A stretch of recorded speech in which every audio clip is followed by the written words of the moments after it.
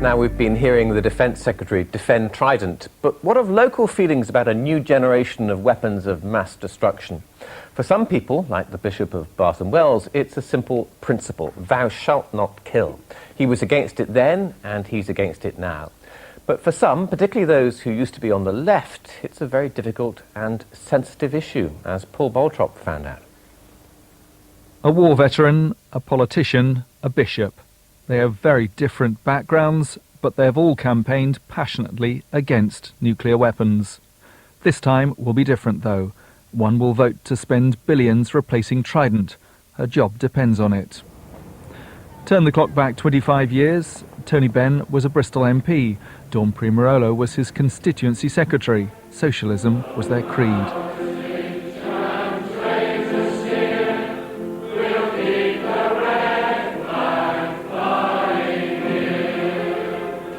They wanted to give up all of Britain's nuclear weapons. A rising star of the left, she entered Parliament in 1987. Her interest in politics had begun early. What's more influential in my politics is growing up through the 60s, through the revulsion that people felt to the Vietnam War, through seeing the students' movement as quite a young person. This was one of the things that inspired her, the mass protests by the Campaign for Nuclear Disarmament. CND reached a new peak in the 1980s, opposing the arrival of American cruise missiles and the decision to develop our own Trident system. And I moved much more into community groups, the homelessness movement, the squatters movement, the anti-war movements, the rise of CND. Howard Andrews' views on conflict come from first-hand experience. He's just turned 100, a veteran of both the Spanish Civil War and World War II. I've seen children literally starving, and women starving as well, trying to protect children. And I've seen mutilated bodies. It's a wasteful thing, it's a wicked thing, and nobody ever wins. So for the last year he's been out in his buggy around Taunton, opposing the renewal of Trident. To spend that amount of money when there's so much else really absolutely urgent doesn't make sense. For his 100th birthday, he turned convention around and sent a letter to the Queen. The prospect of a nuclear war passes belief, the hundreds of millions of men and women and children destroyed.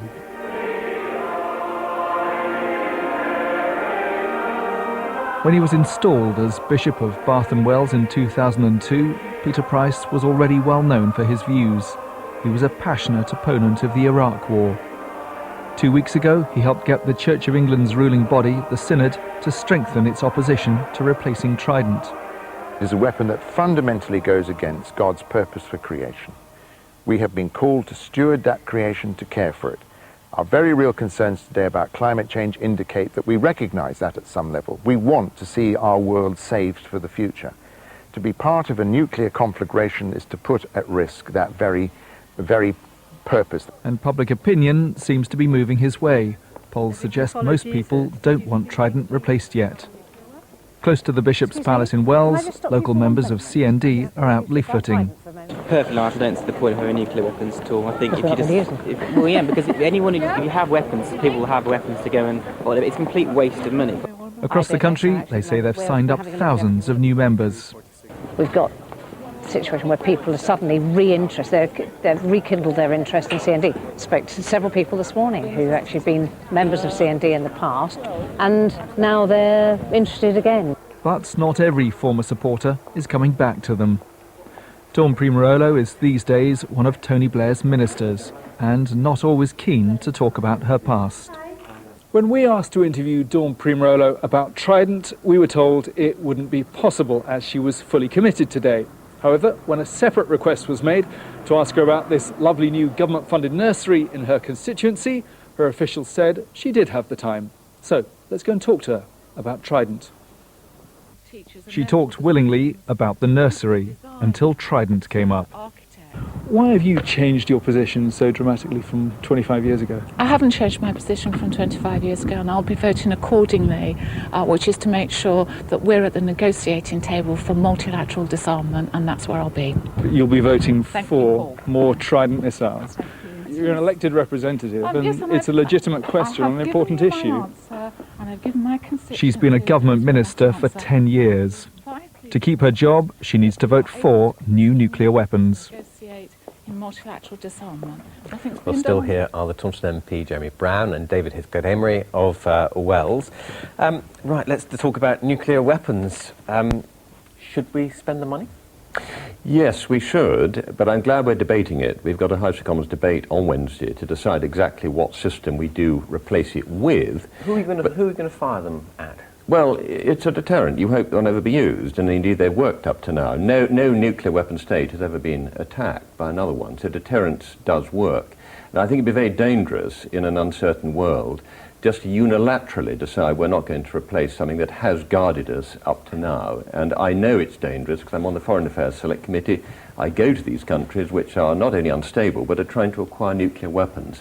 Jeremy Brown, where were you 25 years ago? I know you weren't very old, but where were you? Have you changed your mind? Well, I was only 11 years old, but I haven't changed my mind. I'm not a unilateralist, and I do think it's perverse, just at the point where dangerous, authoritarian, potentially aggressive states like North Korea and Iran are seeking to acquire nuclear weapons, that liberal, benign, democratic states like the United Kingdom should look at going down the unilateral path. But I do think, and I do appreciate and understand the point being made by the Bishop about the appalling, almost unimaginable, destructive power that these weapons have. And I do think we need to go into the multinational debate, the negotiations in 2010, with an open mind about how we can try and reduce and multilaterally try and deal with this situation. So we don't have escalation just going on for years and years and years and more states acquiring these appalling You see, weapons. some people think they were perhaps right 25 years ago when there was a clear target, as it were, but they're not right now. I mean, can you imagine Ming Campbell or Tony Blair or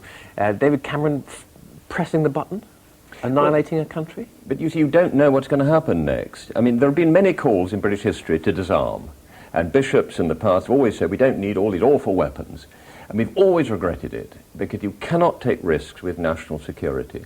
And therefore, simply to shut down the debate and get rid of them and hope for the best is completely irresponsible. But the Lib Dem view, isn't it, is to actually have fewer of them. You want 100, I think. I think there is scope for reducing the number of warheads and still maintaining... But when you've got that many, it doesn't make any difference, well, does it? I think it does. I think it's quite an important gesture, because if we go into every round of talks always saying we're going to have more and more firepower, what sort of moral leadership do we offer to anybody else? But I do think, I don't agree with this point that we are in exactly the same position now as we were in the Cold War. I think the timing of this vote is more to do with Tony Blair's legacy as Prime Minister than it is with defence considerations.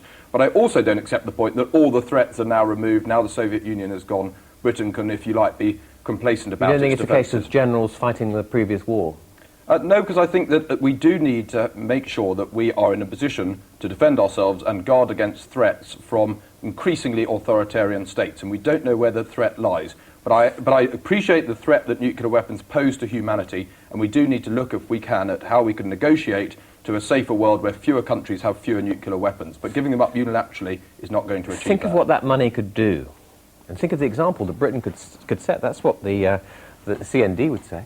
Well, that point can always be made about any public expenditure, but actually the nuclear force has been quite a small part of our defence budget up to now. But we can't even, apparently the government can't look after our soldiers who are injured. We haven't got the resources to do that. Well, that's a separate issue. I think they have neglected our armed forces, which is rather the point I'm making. If you neglect armed forces and try and penny pinch and save money, you regret it later, because you always need your armed forces, and you may need a nuclear deterrent. So in an uncertain world, you must not take risks with national security. Okay, and so you're both voting for it on Wednesday?